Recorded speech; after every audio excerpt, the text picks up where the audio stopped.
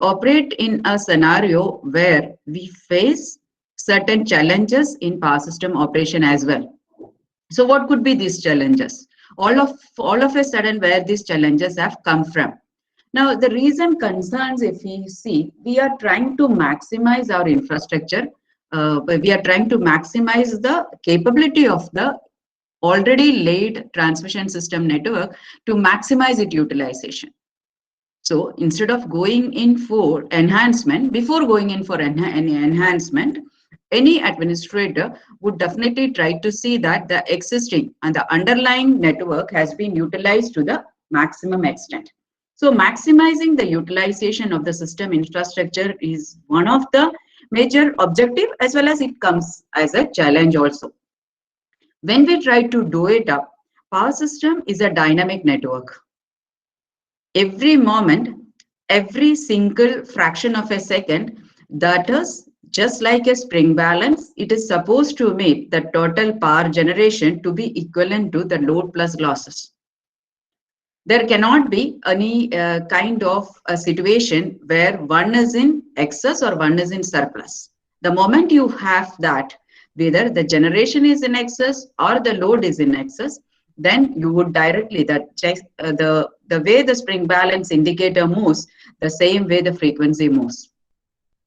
So this is, once you maximize the utilization of the system infrastructure, it is also we are supposed to meet that dynamically. It is able to meet the system constraint, and it should be a reliable system. It should be a secure system. When we say secure system, in definitely in a power system context, when you talk upon, it means that though the system is working in a very normal condition at this moment, whether my system is equipped to meet at least one contingency, that is one outage, and it would be still be able to meet the load without violating any of the system limit. Such a system, you call it as a secure system. So when I try to maximize the utilization of the underlying infrastructure, also I'll have to see, out of these n transmission lines, if one of the transmission lines fails, still at that point also my system would be able to cater to the requirements of the customers or consumers without violating the limits of, it could be voltage, it could be line flow, it could be the excitation limits of the generator, and any kind of operational limits which has been imposed. Now, when we try to maximize the utilization, you should also be enhancing the monitoring capability. When you make a person to work him to the maximum extent possible, you will also have to keep on monitoring his health parameters. That means they are not being driven to a vulnerable situation. So we'll have to see that we'll have to enhance the monitoring capabilities of the power system. We should be able to study whether the system would be able to deal with wide area disturbances. This is disturbances which is emanating and it is transmitting across regions. Then another concern is that what are our defense strategies to avoid cascaded blackouts? It is highly interconnected network. So the outages, which if it is not been located and if it has not been localized to a particular region, it will get spread to the rest of the region, and we operate it as a national grid. So what are our defense strategies? When we work it out, are we taking a system-wide view of the power system or not? So these are the major challenges which as reason concerns. You would rather ask that why you are saying it as a reason concern. Yes, earlier the growth of the power system was not that high. The demand was not increasing. So in that way, our existing infrastructure was able to meet the load. Now, the variety of the instrumentations, the variety of the loads which we are putting it into the system, the variety of the quality focus what we are having it on it, and the enhanced specifications what we are imposing on it, all these things will actually come as a challenge in the power system operation, and so we'll have to enhance our defense strategies also. So if you just try to visualize it up, how does it happen? Now, blackouts in a power system, how does it happen? See, suppose you are operating a stress-to power system. That means power system, the infrastructure or the abilities of the power system has been made to operate to its maximum limits. At that particular point, if there is an outage happens, it could be due to various reasons. The outage could be a transmission line outage, outage could be a transformer outage could be a generator outage or anything. And now say that the defense mechanism which is already in place, this was derived without taking the entire focus of the power system. So some inappropriate control actions has taken place. The control actions which was not very suitable for that kind of a stress to power system, such an action has taken place. And that too, it has happened with a delay. So what happens? One particular generator or one particular generator trips. Because of that, because overload has fallen on it. Now, the tripped generators load also would get gradually transmitted to the operating generators. So the other one also would trip. So in a serial way, the load transfer happens between these existing units, and you would find a series of outages, and you would call it as a blackout due to loss of synchronism. The challenge is that the system, when it goes into a blackout, to make the system back into line, it requires several hours. Now, our focus would be on inappropriate control actions. Why do we say that it is inappropriate? Why do we say that there is a delay in action? Why can't that control action be appropriate? And why there cannot be a sudden sensing and sudden action so that this cascaded tripping could be avoided?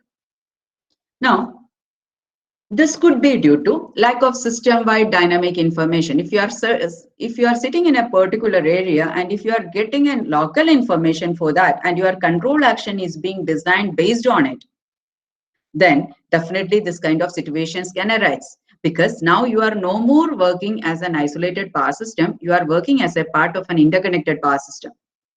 So your control actions shall be defined and shall be set according to the system-wide information and a dynamic information. Second thing could be how fast you are able to gather the system data. Suppose system is facing an outage or a contingency, are you able to gather that data within that critical time so that the proper control action could be initiated? So in the absence of the same also, these situations can happen. Now, third thing could be, even after getting the information, if your settings were already based on predefined rules, that means you are not taking into account of the prevailing situations, then again, these kind of situations could happen. The last one could be local protective devices. So it is having only the local information, doesn't have a system-wide information. So the solutions could be the mechanism for getting a system-wide information. So the power system measurements which is getting available to you, or the based on which your protective devices are acting, that should be able to gather the system-wide information. So your instrumentation shall increase up. Your instrumentation shall move towards the advanced technologies, and synchrophaser technology is one among them. Now, having technology alone will not suffice the purpose. You are getting the information, and this information, what you are getting it's more accurate, it's more frequent. So your supporting mechanism should be able to deal with it. Your applications should be able to deal with it. Your applications should be able to extract the information from this measurements and should be able to suggest the control actions based on it. Then the devices which are meant for operating shall operate. So wide area monitoring, that is observing, protection and control schemes shall be worked out based on these newly available measurements. Third could be the adaptive protection. The moment we say that adaptive, we say a person, he's adaptive. So what do we understand about it? The person or that particular scheme shall be able to deal with the changing scenarios. It should be able to gather the information, and it should be able to make those information, it should be able to taken into account of those information while deriving a action, while deriving a control action. So we call it as an adaptive protection. So protection based on fixed rules and protection based on adaptive mechanism. So our interest is adaptive protection. Now, what do you mean by the synchrophasor technology? You know that it is normally the power system. We express the voltages and current in a phasor information. So if we are having some kind of a mechanism, some kind of an instrumentation which gives you the phasor information, that is the rotating phasor, it's able to give it from every bus or every place wherever you have put this instrument, you are able to measure certain parameters which is synchronized with global positioning system. At present also, we do have SCADA operating. That is how your load dispatch centers are working. We have got remote terminal units, commonly known as RTUs, employed at various substations. So RTUs collect the information, and it is being transmitted across the communication system, and it is being sent to the control center at present. I mean, I'm saying that this is what the present operating scenario of power system. We have got regional load dispatch centers, we have got state load dispatch centers. Now we are a part of Northern Regional Load Dispatch Center, with the headquarters at Delhi. Under Regional Load Dispatch Center, they have got state load dispatch centers. State Load Dispatch Center has got sub-LDCs. Sub-LDCs, under sub-LDCs, they get the information through remote terminal units. And these remote terminal units give the information on basic parameters like voltage, current, circuit breaker status, real power, reactive power, and this is getting communicated through the communication links. Communication link generally used is your transmission lines itself, PLCC, and it is getting passed on to the control center. Control center, based on the information which is available, you do not have the measurement from each and every bus.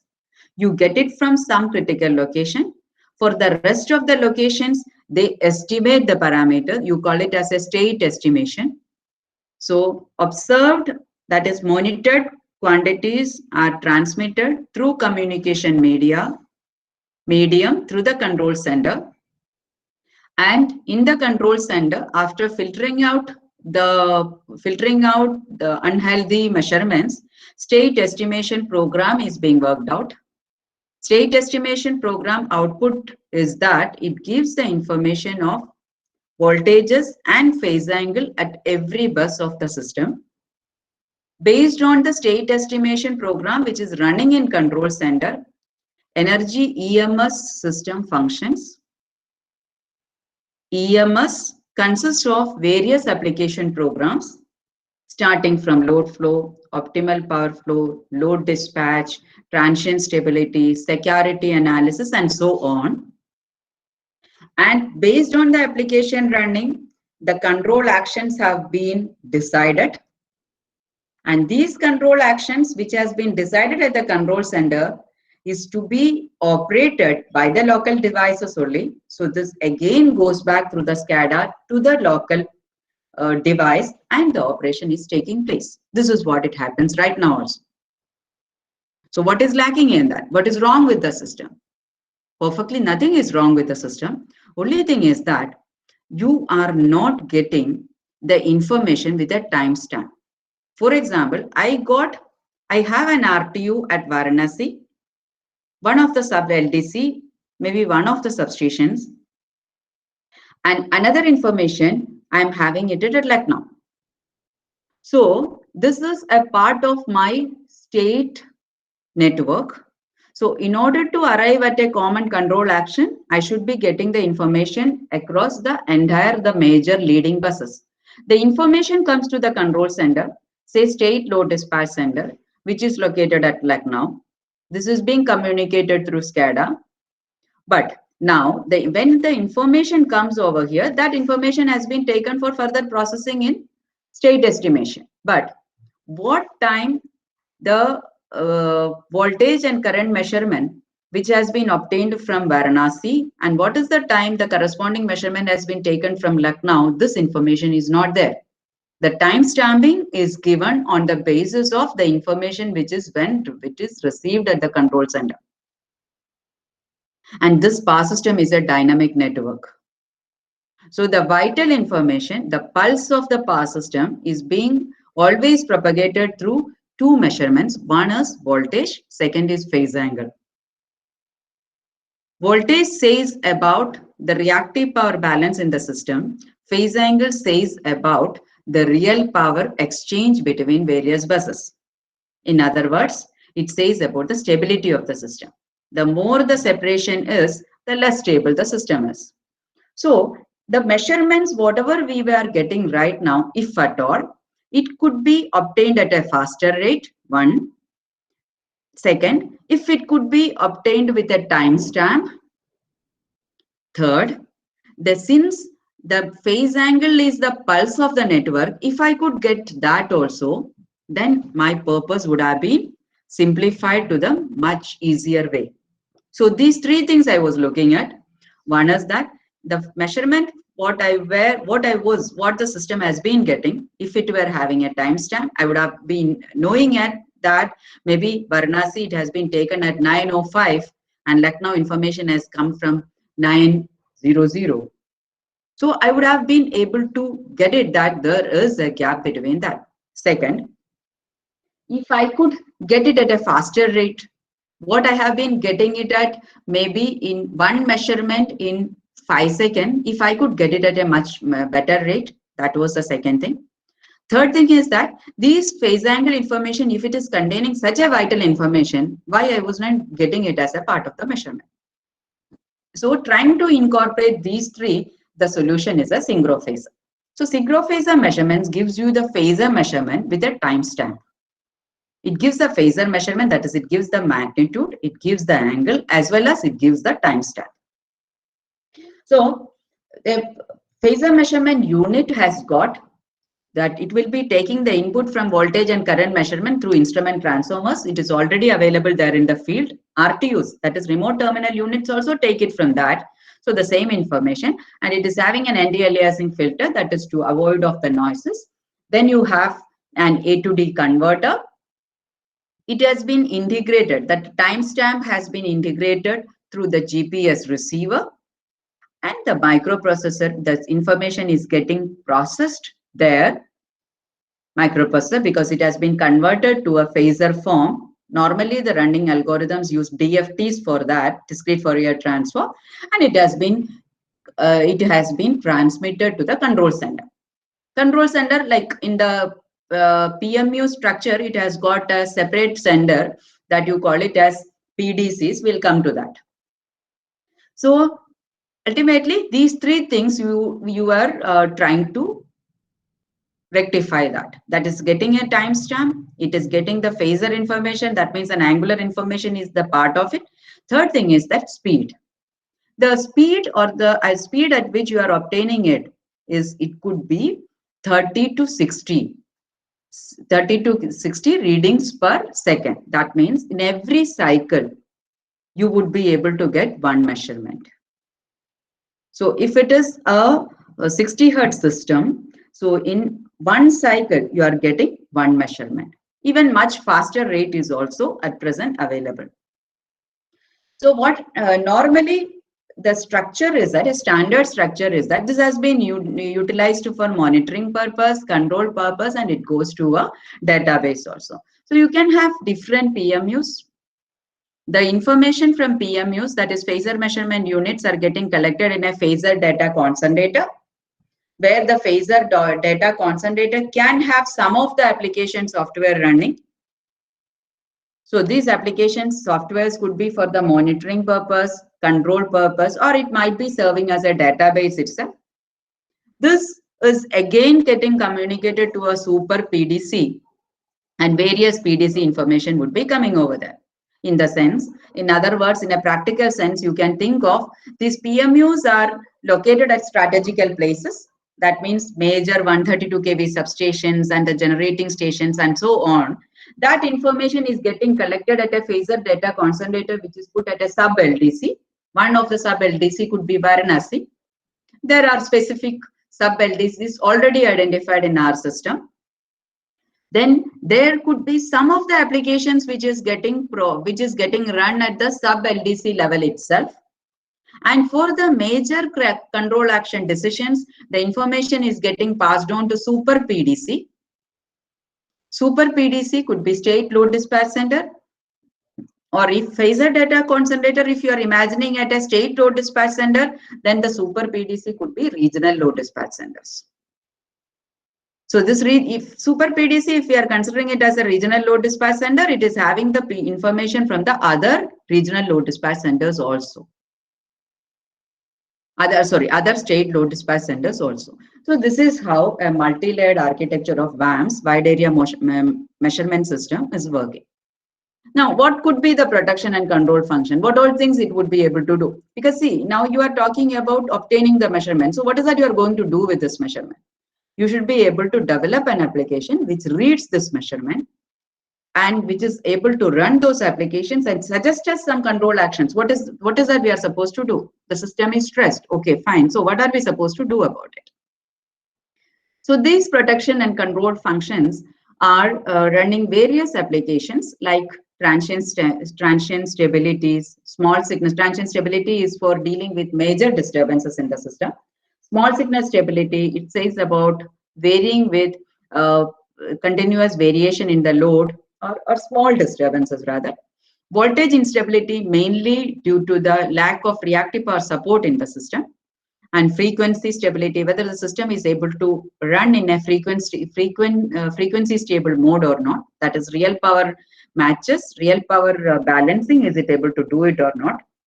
The last one is an adaptive protection system. Protection system cannot work on predefined rules because this is a complex system. You are getting a system-wide information, dynamic information, you are getting it. Your protection system should be able to adapt their settings to the current measurements and current information. So any of the wide area measurement system to be acting upon, a prerequisite is that adaptive protection. That comes as a prerequisite. You cannot say that I'm getting the most recent information, I'm getting the system-wide dynamic information, but my local protective devices are still working on the already set values. We would not be, then there is no use. So the prerequisite for a wide area measurement, protection and control system is in coordination with conventional protective devices. It shall be having the capacity to work based on adaptive protection system. So what does it mean? So that some kind of protection philosophies we need to change. So the recommendation of IEEE working group on adaptive protection, they said that it can be exercised in two modes. One is anticipatory schemes. Second is responsive schemes. Anticipatory schemes in that the protection system shall be having a capability to change the characteristics of the system under system stress. That means an adaptive way.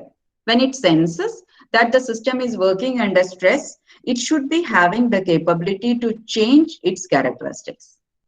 Second, responsive. That is like you are designing special protection system like pilot protections or special backup protections to avoid catastrophe, these cascading kind of failures. So the best thing would be if you can completely, if you do not scrap out the conventional system, and if you can think about some kind of a protection system which works in coordination with the conventional protection system, that would actually serve our purpose. That is, you are trying to amend your existing protection system in order to deal with this widespread disturbances. So that could be exercised based on adaptive adjustments to conventional protection relays, or redesigning the fault location schemes and backup protection schemes. Instead of going in for preset values, you shall be the protection system, underlying protection system would be active, but when it is to be operated and at what point it is to be operated, if that has been decided by these measurements and based on these applications, then you can make use of the underlying protecting system with newly set rules. So this is what that philosophy says. So this work focuses on this philosophy, that is, it is trying to amend the existing protection system to work on with the wide area measurement system. Now, everybody would be aware, and like we typically study it in power system, that is a typical distance protection scheme. It is normally, it works with 3 zones, and transmission systems are protected with this kind of distance protection schemes. The first zone covers about 80% of the primary line, and the second zone covers the adjacent bus, maybe the 20 or 20 to 30% of the next line, which is emanating from the adjacent bus. And zone 3, which is the longest reach, it covers the highest length of the line which is emanating from the adjacent bus. This is what typically the protection says, and this is in operation. And 80, 120, and 180 to 200%. This is normally the settings. And conventionally, a Moe characteristics or a quadrilateral characteristics has been chosen, where you have got the settings for primary zone, or zone 1 setting you call it, or zone 2 setting is about 100 to 80 to 120%, and zone 3 setting, that is the longest reach, that comes around 200%. Now, these are all, this is what existing system. We are talking about existing system. So how would we be able to adaptively change it, and why do we need to change it up? Now, the propagation of the major disturbances due to distance relays maloperation, this is a very widely researched topic. Sometimes it fails to operate, or otherwise it sometimes gives an undesired tripping. And you just imagine when a zone 3 trips, it is actually the entire zone gets out. And hidden failures, that is when the relay is supposed to operate, it's not being operated, but you would not come to know about it unless and until such a situation has been called for. Or various power system events. In the sense, actually there is no fault, but some other existing events in the power system, it behaves as if there is a fault which has happened, so the distance relay operates. And another one is the presence of FACS controllers. Flexible AC transmission system, you make it into action for making the AC to be flexible. Really, one of the disadvantage, if you see, when you work on an AC system, what is the relation you use to find out what is the power transfer capability? Power transfer capability for an AC system is fixed. It is being, we would typically say that the people who are already gone through the power system topics, you are familiar that the real power transfer is being decided by the numerator V1, V2 upon X sine delta. An approximate relation I am saying, that is sending and voltage magnitude, receiving and voltage magnitude over what is the reactance of the line, avoiding the resistance part, what is the reactance of the line which is getting connected in between, and what is the phase angle shift between this. So out of this one, in a transmission system, the magnitude of the voltages at sending end and receiving end, that would hardly be varying apart from a 1 per unit. It might have maybe maximum 5% variation. And the transmission line is fixed, so the reactance part is fixed. Then what is varying? Only the phase angle shift. That is why we say that the real power transfer is proportional to the angular shift. Now, so if I want to push more power into an existing transmission system, what am I supposed to do? I do have only the controlling part is the phase angle shift. And if I want to make a flexibility to this, that is what we are trying to do through these power electronics controllers, that is FACS controllers. So you are trying to identify certain parameters of the system, like it could be sending end voltage, it could be receiving end voltage, or it could be the reactance, which is reactance of the line which is getting connected in between. These three, you are trying to change it through FACS controllers in order to achieve your power transfer capability or stability limits or whatever you call for that. So whenever you are trying to change it up, you are trying to meddle with the transmission parameters. So these transmission parameters are the ones in which your relay has been set up.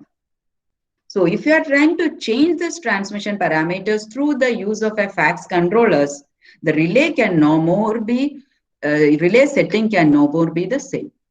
So whenever there is a presence of FACS controllers, the relay would also give an undesired tripping, or it might not operate. So in that way, you will have to have an adaptive change. So let us view some of the undesired operations. One is load encroachment. That is, there is a load itself, but it is the operating point due to the stressed system, that is due to heavily loaded system, the reactive power dominance in the system, due to which the operating point enters into the zone 3. Zone 3, I was just showing that it is very wide, the last circle, the largest circle. So it is quite possible that your normal operating point, due to the highly stressed system, it is entering into this zone. So this zone 1 relay tripping is instantaneous. The moment the relay sees the trajectory to be into that impedance trajectory to into the primary zone or zone 1, it will immediately trip because it will sense as a fault. For zone 2, since it is acting as a backup protection, it is associated with a time delay. It will wait for that much time. And if still the trajectory lies there, then only it would trip. And zone 3, that is again, it is associated with a delay. If it sees that the impedance trajectory has come into that, then its timer gets started. It will keep on waiting till that much time has been elapsed. Still, if it finds the trajectory within the circle, within the zone, then it would trip. So, if there is a load encroachment, that is a highly stressed system, it is quite nominal that in a where there is a high reactive power demand, the operating point of the system can encroach into the last zone and it would remain over there. And so the zone 3 can shift after the specified delay. Second is power swings. It's a stressed system. There is oscillation in the system, and these oscillations due to which the trajectory is entering into the zones.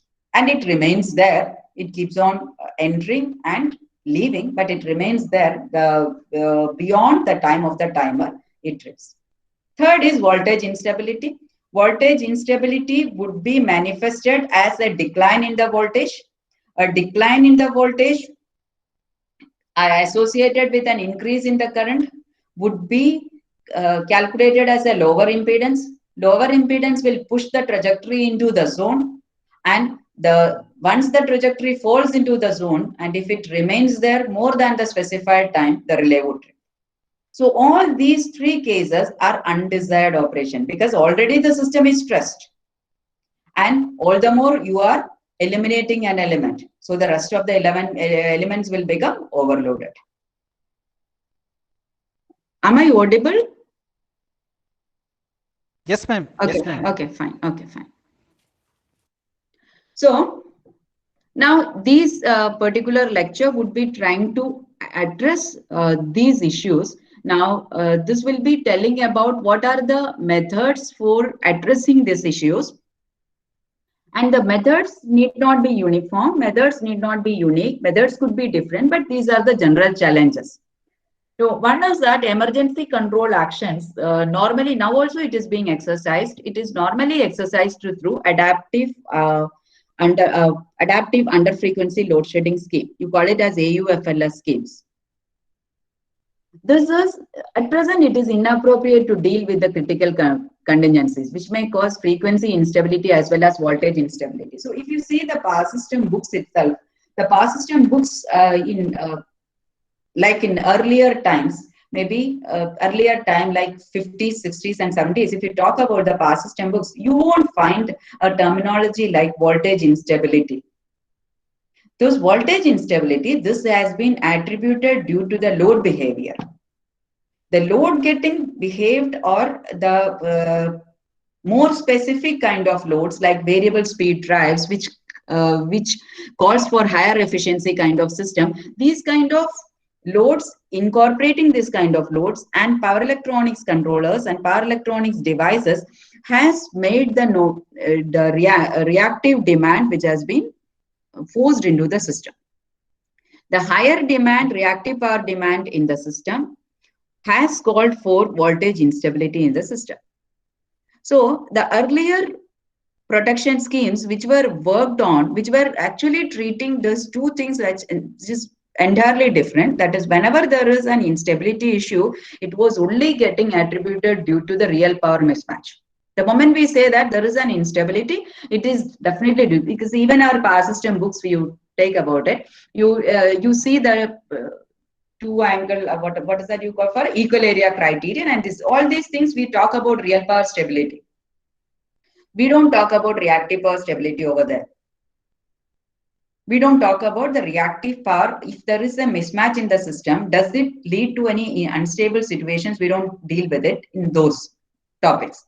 Now, there are in the critical contingencies or in a stressed power system, it is quite common that while meeting the power actual power demand, the system might be failing to meet the reactive power demand. And some kind of critical contingencies which happen in the system, it might pose a threat to real power mismatch as well as reactive power mismatch. So this is one of the things which is to be taken into care when we are designing the under frequency load shedding schemes. Second, as we have already discussed, like FACS controllers, because FACS controllers modify the sending end voltage, receiving end voltage, or the transmission line parameters. So you need to redesign the schemes for distance relays. Third one is that, like, how would you be able to make a distance relay to get identified that a system event, a particular event is a system event and the relay is not supposed to operate for it? How would you make the distance relay to understand that this is a system event and it is not a fault?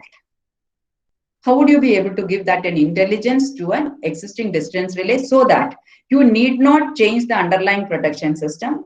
The underlying protection system will continue to operate, but based on new rules. So these are the major challenges which are trying to get addressed through this presentation. Let us first say that an adaptive load shedding schemes to ensure frequency and voltage stability. So I still appeal that you may please identify these are the problems which is existing. The solutions what it has been suggested, it need not be unique. It could be from every researcher would have their own wisdom to arrive at certain solutions. Might be in a better way. It will be advantageous either in the operating time, or in the operation ways, or in the communication facilities, or those ways, like it can always be an advantageous stage. So this talks about one particular strategy which has been worked out for adaptive load shedding schemes to ensure frequency and voltage stability. So the novelty of the method was that this was considering both aspects, that is frequency as well as voltage stability was considered while working out an adaptive scheme over here. The frequency stability analysis, normally it consists of normally it is in this work, it is consisting of 3 steps. One is that first of all, it estimates the magnitude of the disturbance. What is the quantum of the disturbance? And also it will try to see what is the computation of overload capacity. How much overload the system would be able to meet while compromising on frequency, but not falling below such frequency level which poses a threat to the system. Now, based on this one, you classify the type of disturbance, whether it is a major disturbance or it could be classified as a minor disturbance. Now, the first step is that on initiation of a disturbance, how would you be able to compute this disturbance power? Now you can take it that the power system, that is disturbance power, you can all the time calculate it from the rate of change of frequency. So that is how your moving inertias in the system would reciprocate to the change due to the disturbance. So if your system is equipped with PMUs, that is phasor measurement unit, it would be able to give you the frequency with stamping and also the rate of, so once it is with the stamping, then you can also get the rate of change of frequency. From the rate of change of frequency and with the known inertia of the system, known inertia of the generating units which is working in the system, you can all the time work out what is the disturbance power. So that is what it has been taken it from that 2h by f dfi by dt delta pa. That is, each generating unit would be able to, I space stands for the generating unit. Each generating unit from the rate of change of frequency, it would be able to give you that what is the mismatch of power. And this such mismatch of power, when it is being summed across all the generating unit in the system, you would get the total disturbance power due to that major disturbance. And now this frequency at the particular generator units could be different depending upon the inertia of the system. And you can also calculate what is at the center of inertia, that is at a center level, what is the net inertia frequency at the center of inertia, which is also being taken from the frequencies which is measured at the generator terminal, which is over sigma of hi. H specifies the inertia of the system. So with PMU measurement spanned across the system and on getting the frequency from the corresponding generating units, you would be able to find out the frequency at center of inertia. And also you would be able to find out what is the disturbance power. Now, having done that, overload capability of a system is all the time you can develop it from a low order system frequency response model, which is a primary frequency regulation which people are generally familiar with, and with a known damping ratio of the system. This can be all the time find it out. Whereas R stands for the governor troop, D stands for the troop of the system, and Km stands for the mechanical power gain factor. So this is a system information. That is how much is the overloading capability of a system. Now, in time domain, you can find it out having got a low order system frequency response model. You can all the time find out for the maximum rate of change of slope, which is given at say t is equal to 0. You can find out what is the maximum steady state frequency deviation given a step change. So this information is already available with us. That is what is the overload capability of the system. We would say that overload capability of a system or a threshold value is worked out in such a way that you don't allow in a 50 hertz system the frequency to go below 48 hertz. Because normally by 47.5 hertz, by the time it touches 47.5 hertz, your under frequency tripping would start at the generator terminals. So a slightly higher, like maximum overload capability of a system, you can compute it for a 50 hertz system, maybe at 48 hertz, and most stringent level, you can all the time compute it at 48.5 hertz. So disturbance power calculation is a real-time calculation. Overload capability is already available to you. You can compare it up and find out whether it is a major disturbance or a minor disturbance. Major disturbance in the sense that the system can pose a threat to your frequency stability. That is, the disturbance, the quantum of the disturbance is in such a way that it might pull the frequency much below that 48 hertz. So which would definitely be a threat to the system. So your control actions will have to be very fast. Second one is that this is the type of disturbance is well within the overload capability of the system. So the system might not, the disturbance might not pose a sudden threat to the frequency, but definitely the voltage part will have to be seen. Now, having classified the disturbances as in one of these two categories, then you also see how about the voltage stability, whether the system would remain voltage stable or not. When I say a voltage unstable system is in that it is normally characterized by a continuous decline in the voltage with increase in the load, or it is over a period of time it keeps on diminishing. So that is manifested by a continuous decline in the voltage, maybe at some specified buses.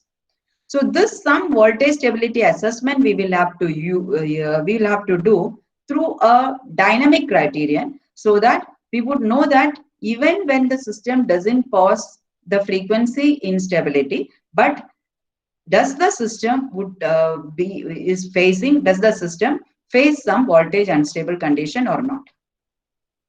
Now here in this particular work, voltage stability monitoring was done through an existing index. It was known as voltage stability risk index. It keeps on calculating the moving average value of the load bus voltages from available PMU measurements. It keeps on calculating what is the diversity and find out a risk index for a particular bus. And every instant it keeps on saying. So we say that this is the voltage stability risk index for that particular bus. So when it is having a higher valued index, that means that particular bus is more vulnerable to voltage instability. Now suppose this was one of the particular, that is a 39 bus system. It's a typical power system normally where these kind of studies are being carried out. So in a typical 39 bus power system, when there was a generator at bus 30, when it was considered under outage, the first figure shows the voltage profile at various buses. These are all voltages at various load buses, remember. So see, even after the outages, the voltages were remained to be stable. The voltages were not declining. So correspondingly, if I try to see an index, the moment there is an outage, there is a dip in the index, but slowly this index is getting picked up. So there is no risk we are getting manifested associated with this stable case. But suppose the similar kind of an outage happens, but with a different generator, which is located at bus 33, might be because that generator's contribution towards the reactive power in the system was quite high. So when that has faced a tripping, so this system has faced an outage much below 2 seconds. There was a dip. The generator has gone into the outage situation, but though the voltages was not drastically getting reduced, it keeps on reducing, and within next 8 seconds, the system was coming to a voltage unstable mode. Once it reaches this knee point, then no way you can control the system. It will immediately go into the very lower voltages, and you call it as a voltage unstable.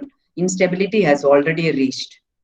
So in that particular case, since it is at this dynamic index, which keeps on calculating the moving average value of the voltages, which is at a particular bus, that would also keep on diminishing. So for a proper chosen value of the threshold value for this risk index, you can all the time identify those buses which are running under a voltage unstable condition. This is what exactly which has been incorporated over here. So the amount of load to be shed was decided from the frequency stability condition, and where it is to be shed, that was decided based on this voltage stability analysis. So it has been proposed as at the end of a fixed time frame. This could be varying with respect to the type of system you are dealing with.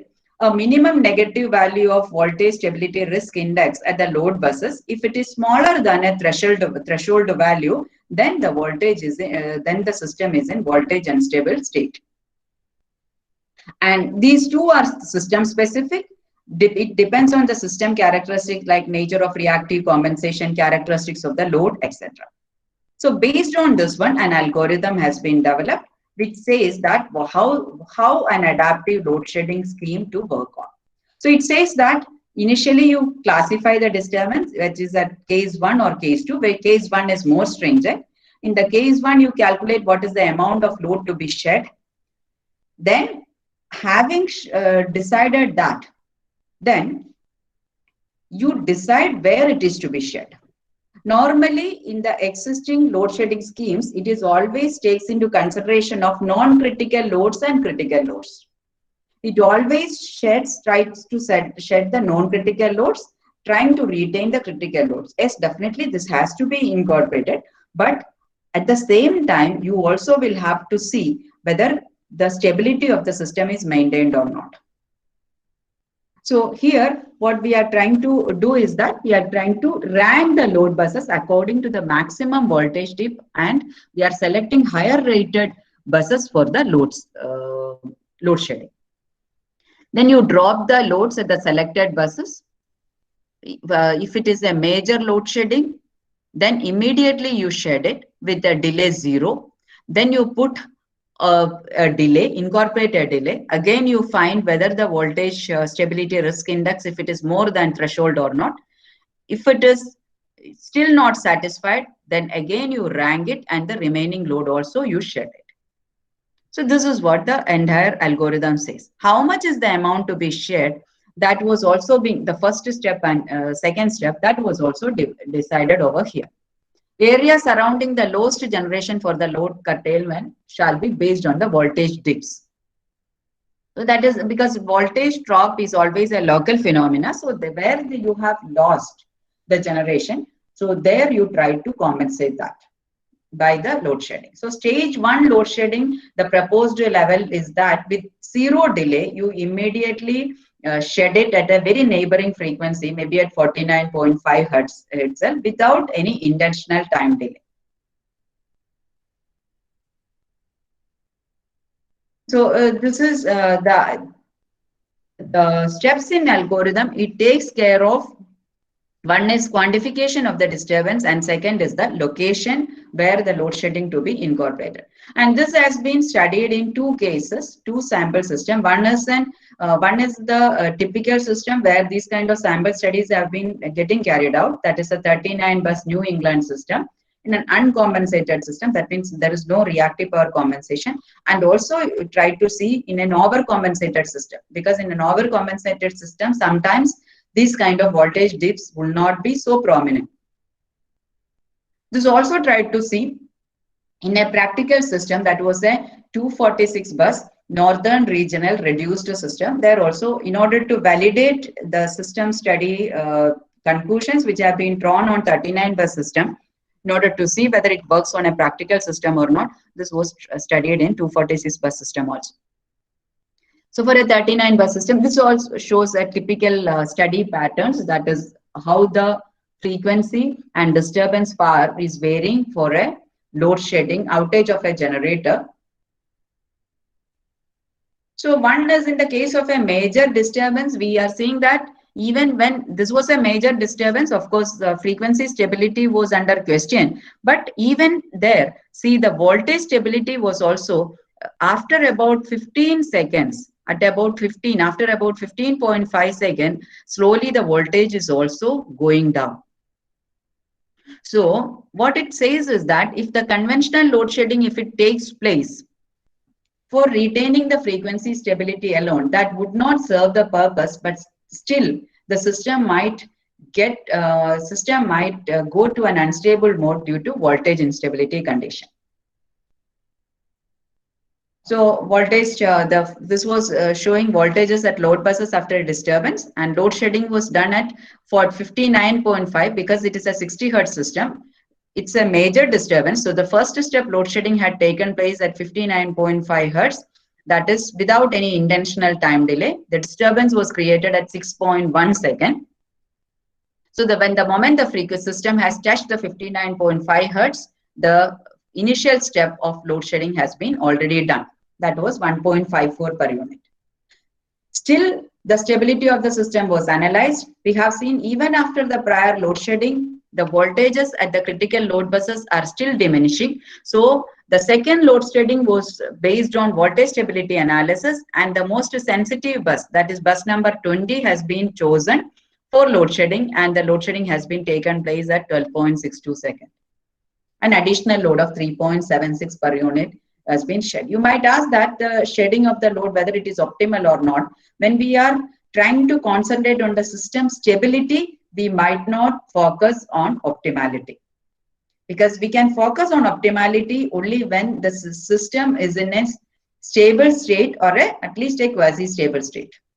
Now the system is already getting driven to an unstable mode, so our first focus is to retain the stability of the system. So similar case studies has been carried out for major disturbance as well as minor disturbances, and a comparison has been done. That is, a conventional under frequency load shedding scheme would have shed a 6 per unit, almost 6 per unit of load, and the final frequency would have achieved 59.83. And the automatic, that is conventional under frequency load shedding, it doesn't say that whether the frequency adaptively, it doesn't measure. It always works on set frequency intervals. An automatic under frequency load shedding would have shed 6.28, but still it would have collapsed because it is not analyzing the system for voltage stability. Now the scheme, the proposed one, it sheds much lower load, that is only 3 per unit, but it has chosen the places in such a way that the final frequency has also been maintained, and it has been shed at the most sensitive places. That is what the advantage of this one. Now, as I said, that the arrived condition is not an optimal condition. So when the system is already reaching a post-disturbance state, that when system stability has been regained, then you can all the time try to retain some of the shed load, working on certain optimal power flow mechanisms. Optimal power flow mechanism, that is a normal application which is running under energy management system. So there's some of the static voltage stability margins has been can be taken into account. So the second step of this one, that was an objective function was formulated to minimize the shed load in such a way that the voltage stability constraint has been maintained. Voltage stability constraint has been incorporated, and it has been seen that voltage stability limit has been maintained.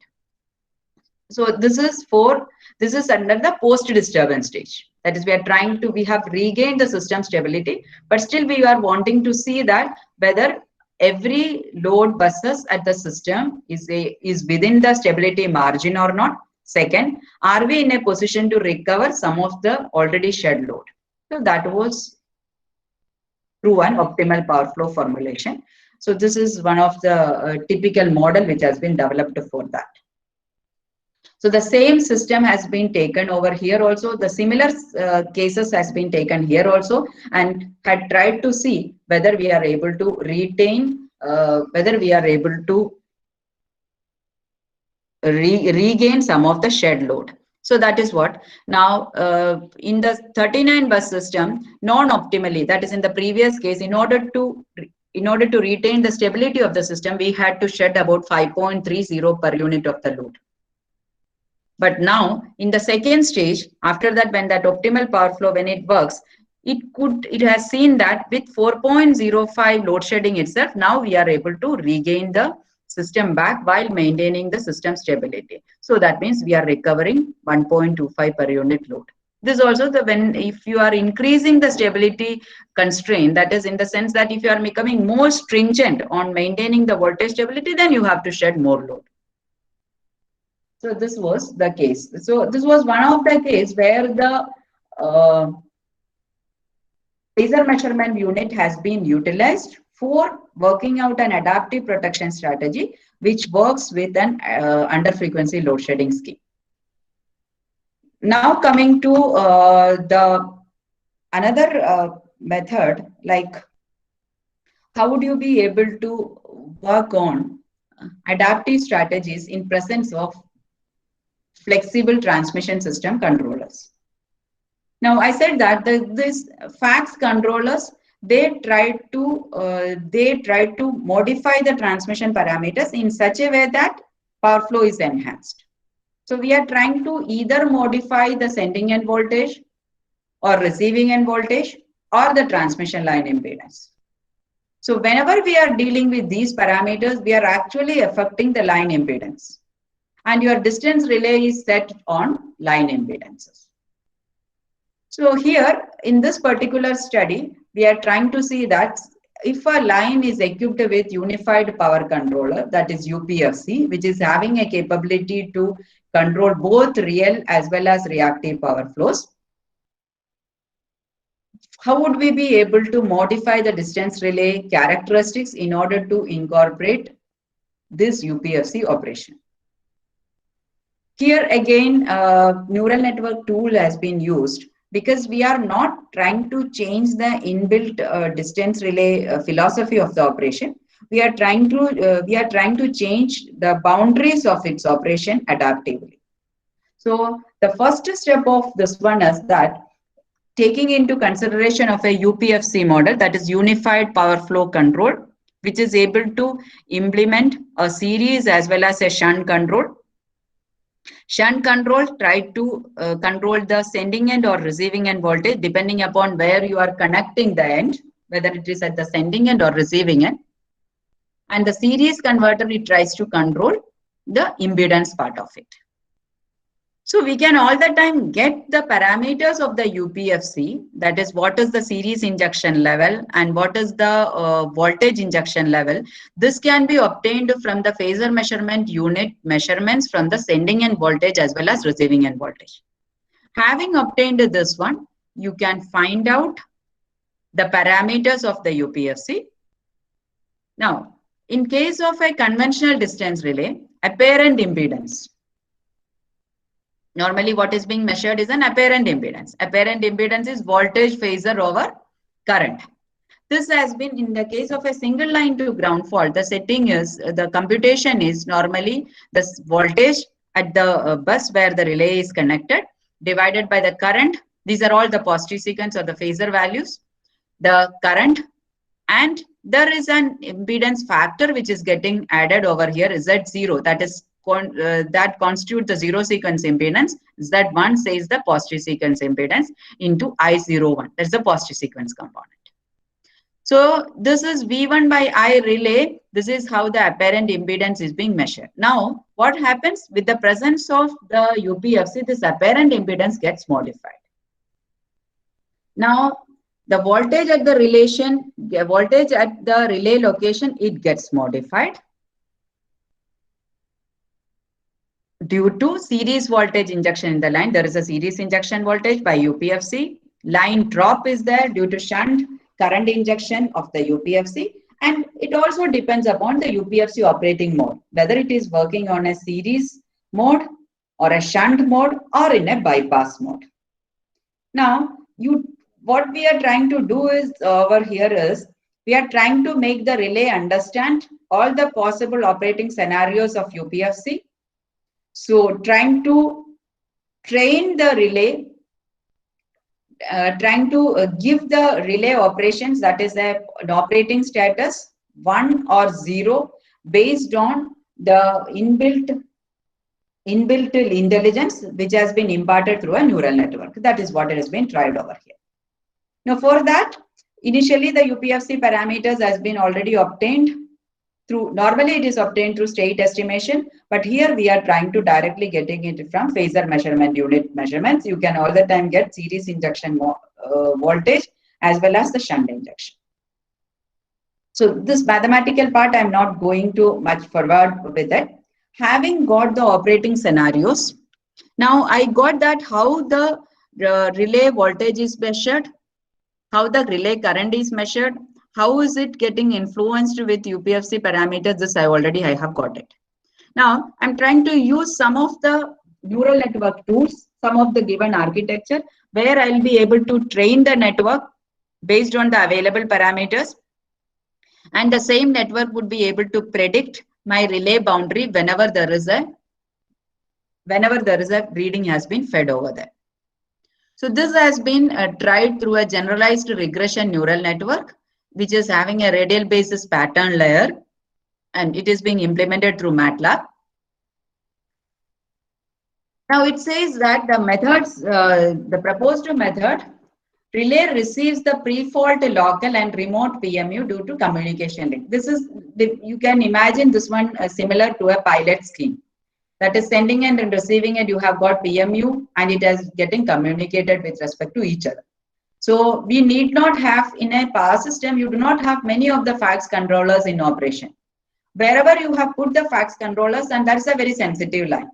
So you can have these better monitoring mechanisms which is implemented at the sending end and receiving end side of it.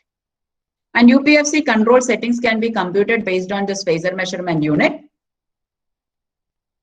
And pre-fault system states data you can take in it, because all the time there is a polling in data is available from the PMU measurement. So on the onset of a fault, the pre-fault system states, that is pre-fault system states in the sense what was the voltage, what was the pre-fault current, load flow, pre-fault line flow, pre-fault real as well as reactive power, and what was the UPFC status.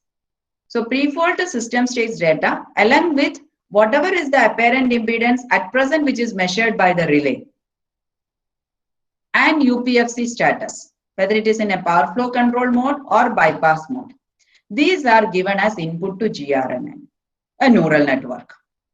And neural network generates the trip boundary impedance value of the corresponding input, and the signal is generated under comparison between the boundary values and measured impedance values. This is what the proposed method.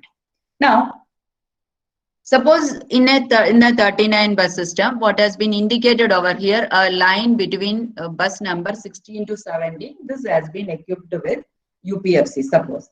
And here the shunt controller is connected to bus number 16. And there is a series injection voltage during fault and a reactive current injection also. Now, first of all, we try to trace the impedance boundaries of the relay with UPFC in an automatic power flow control mode. Whenever the load flow varies, this says about 4 cases. PCPF says that pre-controlled power flow, that is before to the fault, what is the power flow? Depending upon the power flow in the line, when the system is in a power flow control mode or a bypass mode, this is how the trajectory varies. Now you would be able to appreciate the boundary changes in the case of a distance relay. See this more circles, it shows the trip boundary of a distance relay. In the presence of the power flow controller mode UPFC, see how this trip varies, how this trip boundaries are varying. So in no way you can imagine the conventional relay with these existing Moe characteristics would be able to sense a fault, especially a single line to ground fault or a double line to ground fault or any other fault. With these structure, you will have to modify it. We can sense the relay would be there, it will give a tripping information, but the tripping information would be based on this the synthesized boundary information. This boundary information has been made to understand it through a neural network. This is what the proposal is. This is one of the methods. Otherwise, you can all the time develop a dedicated scheme. In the sense, you develop a pilot protection scheme so that whenever there is a fault, it sends the order. Second is that you develop an adaptive scheme where you are not changing the underlying characteristics of the relay, but the underlying characteristics of the relay has been overwritten due to through some of the machine intelligence methods. So this was the trip boundary characteristics when the UPFC is in bypass mode. So this shows the various training cases and how what are the details of the test cases and how it was tracking this simulated boundaries. These boundaries are initially estimated for various possible values of the fault impedance, how the trip boundary could be extended, and the GRNN, that is generalized regression neural network, has been trained to obtain these boundaries. So that was one of the second, that is how one of the challenge, that is in the presence of and FACS controllers, how you can think of modifying the adaptive protection scheme. That was the second challenge which we had discussed, and there is one of the mitigation time. Third challenge which we were expressing was that in case of power system events, what would you do? Suppose there is no other, there is no FACS controller implemented, but there are various systems challenges, like there could be a load encroachment, there could be a swing. Then what would you do? Can you still employ distance relays and sense this one, or should we have to work out for different protection scheme? So here, in this work, a power swing identification scheme which ensures reliable operation of the distance relay, this was proposed. Here again, see, whenever you are dealing with protection system, it is you will have to be very specific on communication delays and also the measurements which you have to consider, because the protective system, the major function of the system to immediately act and isolate the faulty part. So when you are depending the operation of this relays, when it depends on wide area information, that is if a lot of information has to get pumped into that particular location through various measurement devices, then there could be a communication delay. So one philosophy was on obtaining the relay operation was that try to develop a scheme with local measurements only. Local measurements as inputs. And then you try to design a protection scheme through some intelligent technique so that the relaying scheme has been made adaptive. So here a support vector machine that you might be familiar with, it's a classification strategy. It's a classifier. So that has been utilized. Definitely one of the disadvantage part of this one is that you will have to study all possible strategies in which that network can work. And you will have to educate the classifier on these training cases, then only it would be able to give a reliable input for an unforeseen kind of for a test case. So the effect of power swing, which I have already explained it. See, this is whatever it has been shown over here is a, say it is a relay boundary. Now, whenever there is a swing, that is when there is an oscillation, and the oscillation frequency could be low like 0.4 to 0.7 hertz, or it should be slightly higher, 2.8 to 5 hertz. That is, it is swinging. Machine is swinging with respect to other. It is quite possible that the impedance trajectory goes into the protective zone of a relay. Impedance trajectory, if that oscillation, even if it is small, it is quite possible that the impedance trajectory goes into the identified zones of a relay. The moment a trajectory comes into a relay's identified zone, its timer will start. If it is in zone 2 or zone 3.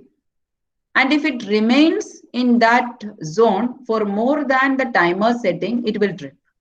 Without even understanding it is a swing and it's not a fault. So what happens, when does the system swing? The system goes under the swing when there is a stressed condition. So there is already a small perturbation exists in the system. A small swinging from the synchronous state is already happening. All the more when it is getting all the more it is getting aggravated by an element trip, the system would be driven more into a detrimental condition. So in order to avoid that, you will have to block the power swing condition, and the relay has to operate only if there is a fault. So this is what which has been tried to put. See, a stable swing in the first case, the trajectory enters and then goes out. Fine, this is a stable swing. The second case, see, it's a quadrilateral relay. It has got 3 zones. Now an impedance trajectory, it goes right into the first zone. That is, the swing goes quite high. It has gone into the innermost element. It comes out, but the innermost element is associated with a no delay tripping. The moment it finds an impedance trajectory going into that without any further delay, it would trip. So these are all the cases when there is, this is the first case is for a stable power swing, second case is an unstable power swing. You often relate this term with an out of step condition. So the power swing blocking, it should be able to identify whether it is a stable swing or an unstable swing, and it should be able to block the distance relay operation when there is a stable swing. So there are some previous method which says about rate of change of impedance, rate of change of power swing slender and all. Now this method, it actually, the emphasis is that it will take only local measurements because the relay operations will have to be fast. The modern distance relays are associated with GPS. So all the PMU functions are over there. You will get the phasor information right in the relay itself. So the convention, the top portion of it, that is the conventional relay, it takes the voltage phasor and current phasor. Based on the inbuilt characteristics, it will generate a drip command, either a 1 or 0, depending upon whether it has been entered into the zone or not. Now, what has been suggested over here is that your decision should not be only based on that. You should be having a supervisory control block over here, which simultaneously takes voltage phasor, current phasor, real power as well as reactive power, and rate of change of these phasors with the previous cycle values. It finds out what is delta V, what is delta delta, that is rate of change in phase angle, delta in current, delta in real power, delta in reactive power, and gives it to a support vector machine, and it gives an output, yes, it is a fault or it's not a fault. If this one also machine also identifies it as a fault, then only it will trip. So it's the regular mechanism of a distance relay is again being controlled by a supervisory mechanism in order to make it sure that this is a fault and not a swing condition. This is what is being proposed in this one. So the inputs are available in the local level itself. We have voltage phasor, current phasor, because from the PMU it is available, real power and reactive power. From there you find out change in voltage magnitude, angle, current magnitude, real and reactive power, and derive the inputs. And support vector machine, I said that this is a classifier which is having a generalization capability higher than a neural network. Generalization capability, why it has got higher than a neural network, is that it works on an optimization method where it tries to maximize the classifying, maximizing the boundary limits. That is, when it is classifies it, it always tries to see that the width between this classifier, it is being maximized. So it is applicable for a linear as well as non-linear cases, because through a kernel, it is being mapped to a higher dimensional plane. So here also, but you have to select a regularization parameter as well as a kernel parameter for this nonlinear mapping. And the procedure is that you will have to transform this data, initial data, into labeled feature vectors. That is, you will have to see, here we have taken delta V, that is voltage phasor change, current phasor change, real power change, reactive power change, and angular change as a feature vector. We'll have to select what is the most prominent features which would be able to manifest this system event, and then normalize the data. Then your proper kernel function to be chosen, and then you chose an SVM parameters, regularization parameters, and train and then test. So this was tried out with a 9-bus system, a smaller system, a stressed system, and created a fault at a particular line. And the effect of this fault was visible at a relay which was implemented at bus 9. Sorry.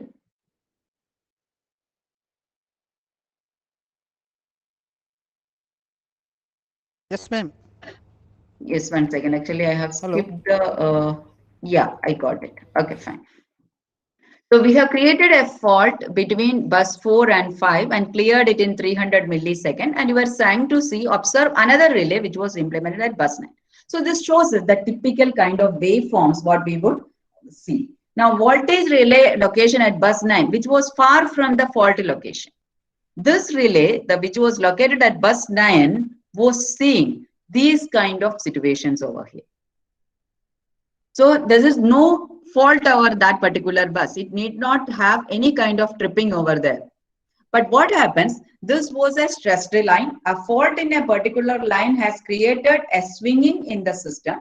That is, generator units have been oscillating with respect to each other, due to which the severe oscillations appeared in voltage and current, which has got manifested in impedance trajectory. See the impedance trajectory which has been getting shown over here, which has been plotted. It enters the operating zone of the relay.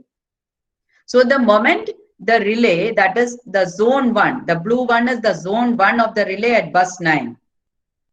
So the moment this impedance trajectory enters into zone 1 of the relay at bus 9 will operate. That means this line will also trip.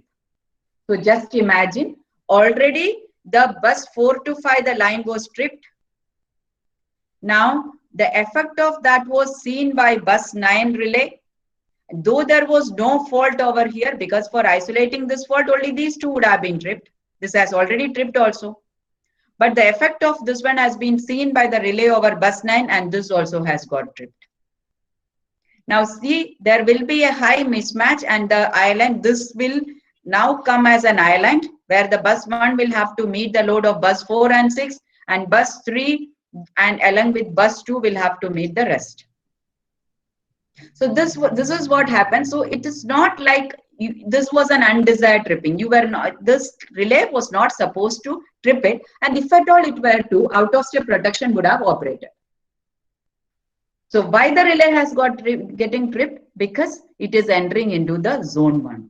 So this is the kind of situations were varying. Now if at all this fault, the same line fault again, but it is cleared in suppose 100 milliseconds.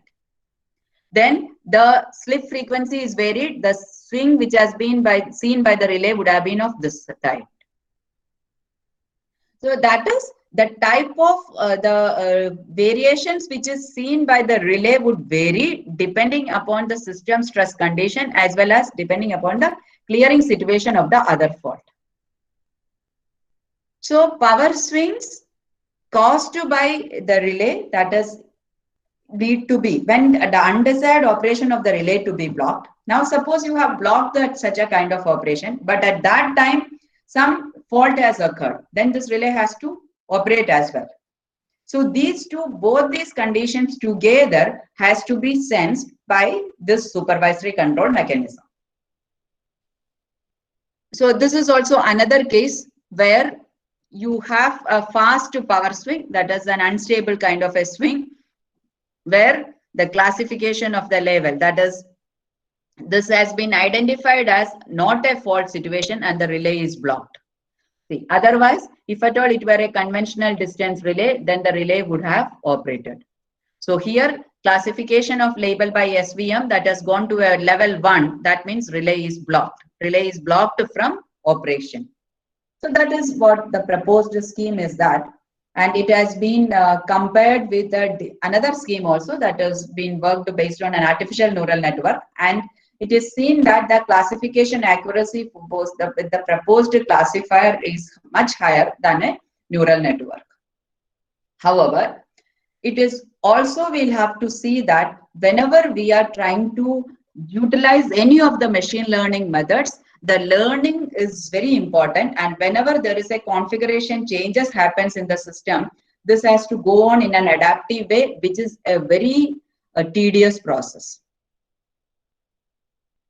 So here in this particular work, power swing was tried to identify. Similarly, you can also identify the voltage instability also. So supervisory control mechanism was still modified by putting another classifier over here. So the emphasis of this work is, so this one is for classifying voltage instability. So the emphasis of this work here is that you can all the time utilize the underlying protective mechanism, but there shall be proper supervisory controls will have to be exercised, which is based on this modern measurement. so that it will re-verify whether it is a stringent condition or whether it is a faulty situation, whether the protective devices will have to operate or not, and if it is to operate, at what time it has to operate. So the topics which are discussed over here are four different types. One was that where it has been worked out on an adaptive under frequency scheme, where voltage stability was also incorporated. In the second case, whenever there is a FACS controller, when it was trying to change the impedance parameter of a system, how you can work out an adaptive protective strategy. That was the second case which we had discussed. Third case is that in case of stressed system where the distance relays are employed, then how would you be able to change its protection philosophies in order to take care of the system events like voltage stability, power swings, and so on. So I definitely agree that this is not very easy for every relay to work on it. You can all the time identify certain critical relays, and there these kind of adaptive strategies could be implemented. So there is a lot of scope in the future research also, because applications are still in the developing stage. So we can think about the optimization strategies while arriving at the control actions itself. And also, instead of this machine learning mechanisms, we can think about other protection strategies where, based on the real-time measurements itself, we can derive the decisions for making the local protective devices to operate. But needless to mention, after the transmission side, researchers are definitely going on, and a lot of applications has been developed. But the recent focus on renewable energy integration has pushed more challenges into the distribution system, and phasor measurement units are also finding an application in distribution system. Generally, it is known as micro PMUs, where the accuracy will have to be much higher compared to a transmission system. So I hope that though it was a very lengthy lecture, I could throw some light over as a power system engineer, where we need to focus, what are the application side development we may have to think upon, what are the shortfalls in the existing protection schemes, and where we can have further researches which might be leading to better solutions over here. So I think I should wind up now. So thank you very much for having given me an opportunity. If you felt that I was rushing through certain portions, I'm sorry, because of the time constraint I had to. But I can share the PPTs with you. That's it. Thank you very much. Okay, ma'am. So thank you very much, ma'am. Ma'am, can we take some questions? Definitely. Hello. Yes, definitely. So, ma'am, one question I have received. One question I have received in WhatsApp group. The question is, what will be the impact on frequency deviation of power system if number of generator outage from the system? See, as I mentioned, that this is just imagine, this is just like a spring balance. The moment you have one side, you have got generation, other side you have your load plus losses. So generation is a source, other side you have a sink, that is load. Whenever generation is in excess, your frequency would shoot up. When generation is in surplus, then the frequency will go down. And when it is matching along with the losses, it might remain at that synchronized frequency. It is in our system, it is 50 hertz. So naturally, when there is a larger number of generators are facing outages, your frequency would start sinking, and this you would not be able to allow, because the existing load will keep on falling the rest of the generators, and the others will also push to the out of synchronism. So the indication for that is frequencies decline. It would start singing, and the rate at which it sings, it says about what is the generation mismatch in your system. Okay, ma'am. Yeah, I think, have I made it clear? Ma'am, actually, it's a question from the participant, Kapil Yes, Gandhi. yes. Maybe he is satisfied. Any other question from the participant? Please ask. You can write your question in chat box also. Anyone?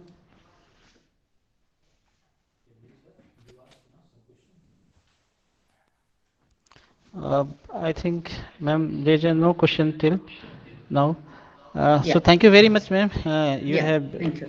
give a broad area of your power system and protection, and hope our participants also enjoyed and get some more information in the area of research, and surely they will get some meaningful topic for their research work. So, ma'am, thank you very much, Okay. ma'am. Thank you very much. Thank you. Thank you.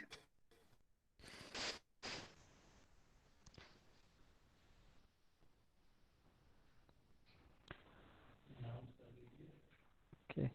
So, participants, the next lecture will be start at 12 noon. So, be with us. And the next lecture will be given by Mr. Dr. Mukesh Singh from Thapar Institute of Technology, Patiala.